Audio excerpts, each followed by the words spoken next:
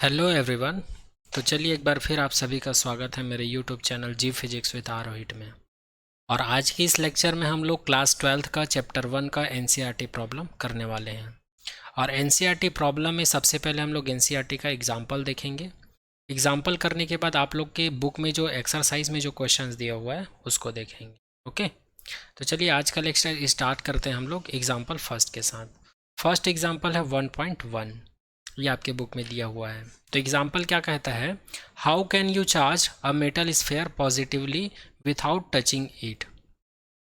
कोई भी metal sphere दिया हुआ है आपको, कोई भी मेटल स्फेयर दिया हुआ है और इसके ऊपर कोई चार्ज नहीं है, ये अनचार्ज है। और इसके ऊपर हमको कौन सा चार्ज प्रोड्यूस करना है, पॉजिटिवली चार्ज प्रोड्यूस करना है। तो पॉजिटिव चार्ज कैसे प्रोड्यूस कर सकते हैं इसमें, और इसको टच नहीं करना है, ये आपका क्वेश्चन का कहना है। तो यहाँ पर जो थ्योरी दिया हुआ है इसको बिना पढ़े ही आपके बुक में जो डायग्राम दिया हुआ है इसके थ्रू मैं इजीली आप लोग को समझा देता हूँ। सबसे पहले हम लोग कंसिडर कर लेते हैं फिगर ए, जैसे कि दिखाया गया है। यहाँ पर एक मेटल स्फेयर लिया हुआ है, ये आपका क्या है, मेटल स्फेयर लिया हुआ है जिसके ऊपर किसी भी प्रकार का चार्ज नहीं है, और ये नॉन मेटल है। नॉन मेटल मतलब इंसुलेटर है। ये फर्स्ट फिगर आप लोग को समझ में आ गया होगा। हमारे पास एक मेटल स्फेयर है जो कि किस पर खड़ा हुआ है, एक नॉन मेटल या इंसुलेटर मटेरियल का एक स्टैंड है, इसमें फिक्स्ड कर दिए हैं। अब हम लोग क्या करते हैं, सेकंड फिगर में दिखाया गया है, जैसे ही हम लोग निगेटिव चार्ज का एक रॉड को इसके पास मिलाते हैं, ये क्या है, रॉड है, ठीक है, यह मेटल रॉड है, और ये एक ऐसा रॉड है जिसके ऊपर निगेटिव चार्ज है। जैसे ही हम लोग इसको इसके पास मिलाते हैं, तो हम लोग थ्योरी लेक्चर में पढ़ चुके हैं कि किसी भी अनचार्ज बॉडी के पास किसी भी चार्ज बॉडी को लाते हैं तो जो चार्ज बॉडी में जो चार्ज रहता है उसका जस्ट अपोजिट चार्ज उसमें प्रोड्यूस हो जाता है, और उसके अनदर साइड में अपोजिट चार्ज प्रोड्यूस हो जाता है। तो इसमें अगर नेगेटिव चार्ज है तो जब हम लोग इसको अनचार्ज बॉडी मेटल स्फीयर के पास लाएंगे तो यहाँ पर पॉजिटिव चार्ज प्रोड्यूस हो जाएगा, और इसके अपोजिट साइड में इसका अपोजिट चार्ज प्रोड्यूस हो जाता है। इसी को इलेक्ट्रोमैग्नेटिक इंडक्शन प्रोसेस कहा जाता है। ये हम लोग पढ़ चुके हैं। अब हम लोग क्या करते हैं, फिगर बी के बाद फिगर सी में दिखाया हुआ है। अब इस मेटल सरफेस को हम लोग क्या कर देते हैं, ये जो निगेटिव चार्ज है इस साइड को हम लोग ग्राउंड कर देते हैं। इस साइड को क्या कर देते हैं, ग्राउंड कर देते हैं, या अर्थ से जोड़ देते हैं। तो इस साइड का जो निगेटिव चार्ज है वो ग्राउंड में ट्रांसफ़र हो जाता है। अब ग्राउंड में ट्रांसफ़र हो जाता है तो इस पर कौन सा चार्ज बच जाता है, केवल पॉजिटिव चार्ज बच जाता है, जैसे कि आप लोग को फिगर डी में दिखाया हुआ है। अब हम लोग क्या करते हैं, ये जो चार्ज बॉडी है या मेटल है या रॉड है जिसके ऊपर नेगेटिव चार्ज है, इसको हम लोग हटा देते हैं। जैसे ही हम लोग हटाते हैं तो ये जो मेटल के ऊपर जो पॉजिटिव चार्ज है नॉन यूनिफॉर्म है, वो यूनिफॉर्मली डिस्ट्रीब्यूटेड हो जाता है। तो इस प्रकार से किसी भी मेटल में या अनचार्ज मेटल बॉडी में हम लोग ऐसे पॉजिटिव चार्ज प्रोड्यूस कर सकते हैं उसको बिना टच किए। तो यही फिगर ए, फिगर बी, सी और डी और ई, इसी चीज़ को यहाँ पर आप लोग के बुक में थ्योरी में समझाया गया है। ओके, तो इसको आप लोग रीड कर लीजिएगा। मैंने जितना अभी नीचे समझाया वही चीज़ यहाँ पर लिखा हुआ है। ओके, हमको इस एग्जाम्पल में बस ये बताना था किसी भी अनचार्ज बॉडी जो मेटल स्फेयर है उसमें पॉजिटिव चार्ज कैसे प्रोड्यूस कर सकते हैं उसको बिना टच किए। तो यही इसका आंसर होगा। ओके, आई होप ये एग्जाम्पल आप लोग को समझ में आया होगा। चलिए नेक्स्ट एग्जाम्पल की तरफ बढ़ते हैं। नेक्स्ट एग्जाम्पल है एग्जाम्पल 1.2।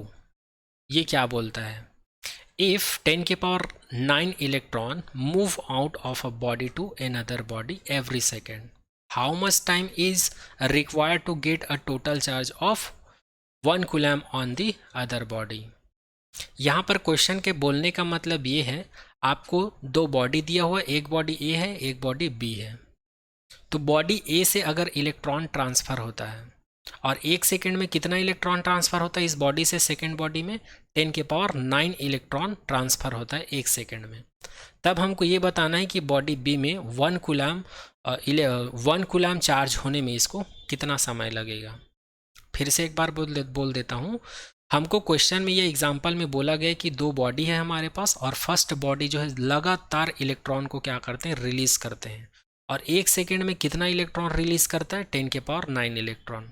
तब हमको ये बताना है कि बॉडी 2 है, इसमें 1 कूलम चार्ज होने में कितना समय लगेगा।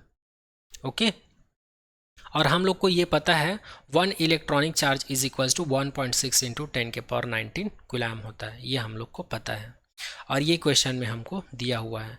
तो यहाँ इक्वेशन नंबर 1 से देखो 1 सेकेंड इज इक्वल्स टू 10⁻9, यहाँ पर ई के जगह पर हम लोग क्या कर देंगे, ये वाले वैल्यू को शिफ्ट कर देंगे। तो 10⁻9 इंटू 1.6 क्रॉस 10⁻19 कूलम, ऐसा कुछ वैल्यू हम लोग को मिल जाएगा। अब यहाँ पर इस वाले वैल्यू को हम लोग क्या कर देते हैं, इधर ट्रांसफ़र कर देते हैं। जब इस वाले वैल्यू को इधर ट्रांसफ़र करेंगे तो यहाँ पर क्या बचेगा, 1 कूलम बचेगा और यहाँ पर आ जाएगा 1/10⁻9 इंटू 1.6 इंटू 10⁻19 सेकेंड आ जाएगा। अब इसी को हम लोग अरेंज करके लिख देते हैं। 1 कूलम को लेफ्ट साइड में लिख देता हूँ, इसको राइट साइड लिख देता हूँ और इसको मैं सॉल्व कर देता हूँ। तो ये हो जाएगा 1.6 इंटू 10⁻19 और यहाँ पर जो 9 है वो ऐड हो जाएगा इसके साथ। तो फाइनली हम लोग को 1c इज इक्वल्स टू मिल जाएगा 1/1.6 इंटू 10⁻10। जब 19 में से 9 सब्सट्रैक्ट करेंगे तो हम लोग को मिल जाएगा 10⁻10। और जब इस पूरे पार्ट को सॉल्व करेंगे तो 1 कूलम इज इक्वल्स टू हम लोग को मिलेगा, यहाँ से 1.6 है, इसको हम लोग 16/10 लिख सकते हैं, तो 10 ऊपर चला जाएगा, तो 10 इंटू 10⁻10 लिख सकते हैं, तो नीचे में हम लोग को मिल जाएगा 16। और यहाँ पर जो 10⁻−10 है ये ऊपर जाके 10⁻+10 हो जाएगा। अब यहाँ पर देखो ये जो 10⁻10 है तो इसको हम लोग 10⁻9 लिख लेते हैं। जो 110 बचेगा उसको इसके साथ मल्टीप्लाई करेंगे तो ये 100 इंटू 10⁻9 हो जाएगा। ओके, और जब हम लोग 100 को 16 से डिवाइड करते हैं तो हम लोग को मिलता है 6.25 और यहाँ पर 10 के पावर कितना 9, तो इतना सेकंड लगता है। अर्थात 1 कूलम चार्ज होने में कितना टाइम लगेगा, 6.25 इंटू 10⁻9 सेकेंड लगेगा। अब सेकेंड को यदि हम लोग को मिनट में चेंज करना रहता है तो 60 से डिवाइड करते हैं, मिनट को आवर में चेंज करना रहता है फिर से 60 से डिवाइड करते हैं, आवर को हमको डे में कन्वर्ट करना रहता है तो 24 से डिवाइड करते हैं, और जब डे को हम लोग को ईयर में कन्वर्ट करना रहता है तो 365 से उसको डिवाइड करते हैं। तो इस प्रकार से सेकेंड को हम लोग किस में कन्वर्ट कर सकते हैं, ईयर में कन्वर्ट कर सकते हैं। तो जब हम लोग इसको सॉल्व करेंगे तो अप्रॉक्स आप लोग को जो आंसर मिलेगा वो 198 ईयर मिलेगा। तो 198 ईयर को हम लोग अप्रॉक्स 200 ईयर कंसिडर कर सकते हैं। तो आपका आंसर हो जाएगा 1 coulomb is equals to 200 year. तो यही आपका क्या होगा, आंसर होगा। आई होप ये क्वेश्चन आप लोग को समझ में आया होगा। यहाँ पर जितना चीज़ मैं समझाया हूँ वही चीज़ यहाँ पर आप लोग के एनसीईआरटी में लिखा हुआ है। तो आई होप ये क्वेश्चन भी आप लोगों को समझ में आया होगा। चलिए आगे बढ़ते हैं। आज का हमारा जो नेक्स्ट क्वेश्चन है वो है एग्जाम्पल 1.3। एग्जाम्पल 1.3 ये बोलता क्या है उसको देखते हैं। How much positive and negative charge is there in a cup of water. इसका मतलब ये है आपको एक कप दिया हुआ है और उस कप में क्या है, वाटर है, और वाटर का फार्मूला आप लोग को पता होगा H2O होता है। और यहाँ पर ये बोला गया है कि कप ऑफ वाटर में कितना ग्राम पानी है, कितना ग्राम वाटर है, तो ये 250 ग्राम वाटर कंसिडर किया हुआ है। तब हमको निकालना क्या है, पॉजिटिव चार्ज निकालना और निगेटिव चार्ज की संख्या निकालनी है। That means here we have to calculate the number of positive charge, that mean here we can say the number of proton, and also we have to calculate the number of negative, we have to also calculate the number of electrons। Okay, और already हम लोग को पता है 1 mole is equal to कितना होता है, 6 into 0.2 into 10⁻23 molecules होते हैं, ये हम लोग को पता है। तो चलिए हम लोग को यहाँ पर क्या निकालना है, नंबर ऑफ प्रोटॉन और नंबर ऑफ इलेक्ट्रॉन, या फिर number of positive charge, number of negative charge बोल सकते हैं। तो सबसे पहली चीज़ molecule mass of water, molecular mass of water, इसी को 1 मोल बोला जाता है। ये हम लोग को पता है H2O होता है, और H2O को जब हम लोग मॉलिक्यूलर मास के टर्म्स में लिखेंगे तो हाइड्रोजन का जो एटॉमिक मास होता है वो कितना होता है, 1 होता है, और यहाँ पर हाइड्रोजन का एटम कितना है, 2 होता है, तो 2 से मल्टीप्लाई करेंगे, प्लस ऑक्सीजन का जो एटॉमिक मास होता है वो 16 होता है। जब इसको सॉल्व करेंगे तो हम लोग को 18 ग्राम मिल जाता है। मतलब 1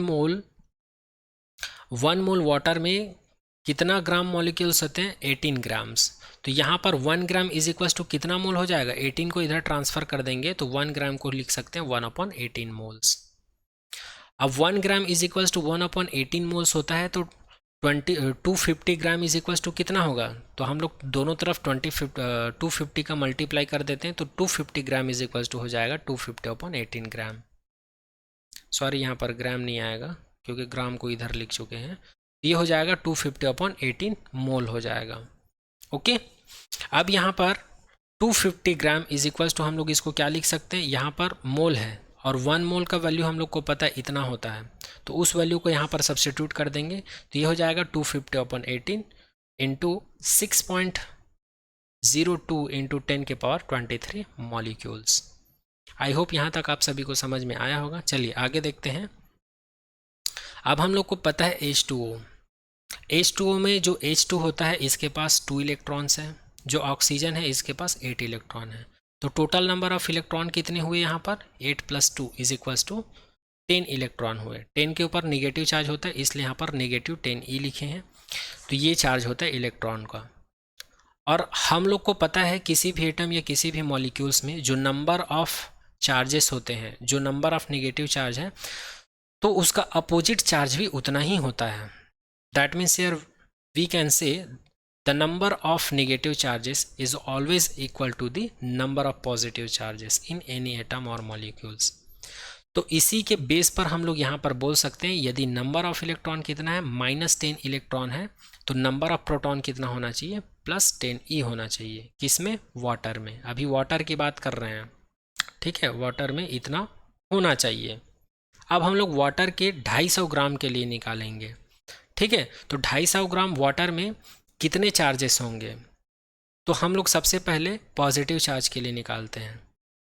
तो ये वाला जो 250 ग्राम वाला जो इक्वेशन मिला था उसी में हम लोग +10 का मल्टीप्लाई कर देंगे। मल्टीप्लाई करेंगे तो हम लोग को total number of positive charge पता चल जाएगा, ठीक है।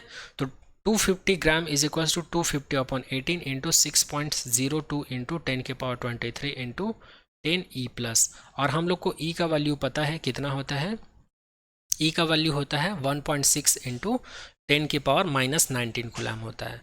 तो इसका वैल्यू हम लोग यहाँ पर रख देंगे। तो फाइनली हम लोग को मिल जाएगा 250/18 into 6.02 into 10⁻23 into 10 into 1.6 into 10⁻19 coulomb. और जब इस वैल्यू को हम लोग सॉल्व करेंगे, तो फाइनली हम लोग को मिल जाएगा 1.34 इंटू 10⁻7 कूलम। यही आपका आंसर होगा, यही आपका क्या होगा, आंसर होगा। और यही जो है क्या है, पॉजिटिव चार्ज का संख्या है। और हम लोग को पता है similarly number of negative charge कितना होगा, -1.34 इंटू 10⁻7 कूलम, क्योंकि हमको पता है अपोजिट चार्ज क्या होते हैं, अपोजिट चार्ज का जो नंबर है वो सेम होता है। अगर पॉजिटिव चार्ज अगर 10 है तो नेगेटिव चार्ज भी क्या होंगे, 10 होंगे। और यदि नेगेटिव चार्ज 10 है तो पॉजिटिव चार्ज का नंबर भी क्या होगा, 10 होगा। उसी प्रकार पॉजिटिव चार्ज का नंबर अगर इतना है तो नेगेटिव चार्ज का भी नंबर कितना होगा, इतना ही होगा, बस चार्ज का डिफरेंस होगा। तो आई होप ये एग्जाम्पल भी समझ में आया होगा। आने वाले नेक्स्ट लेक्चर में हम लोग एग्जाम्पल 1.4 देखेंगे और उससे आगे का एग्जाम्पल देखेंगे। तो आज के लेक्चर में यहीं तक। Thank you so much to all.